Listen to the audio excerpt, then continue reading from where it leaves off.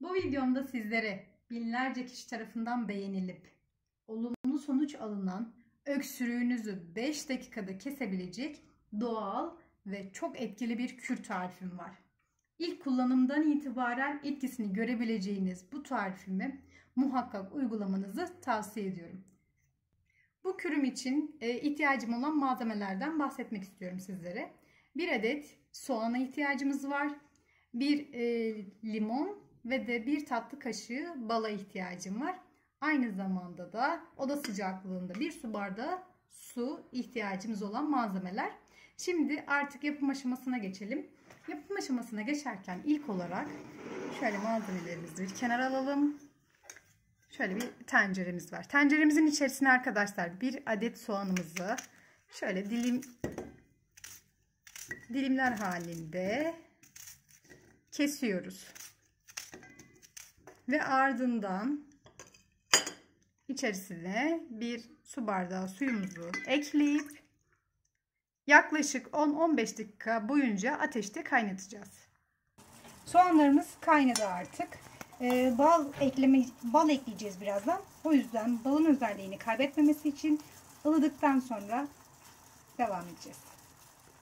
Şimdi artık kürümüz ılıdıktan sonra diğer malzemelerimizi de ekliyoruz. Şöyle ilk olarak limonumuzu, bir tüm limonu tümden içerisine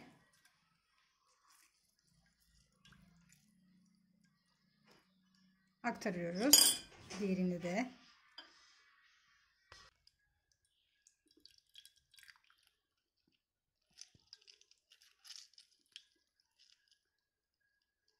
şimdi balımızı ilave ediyoruz. 1 tatlı kaşığı ekledikten sonra karışımımızı homojen bir kıvam, böyle tüm malzemelerimiz karışana dek karıştırıyoruz. Ve kürümüz artık tüketilmek için hazır. Tüketmeden önce de şöyle bir kasemizin içerisine şöyle süzerek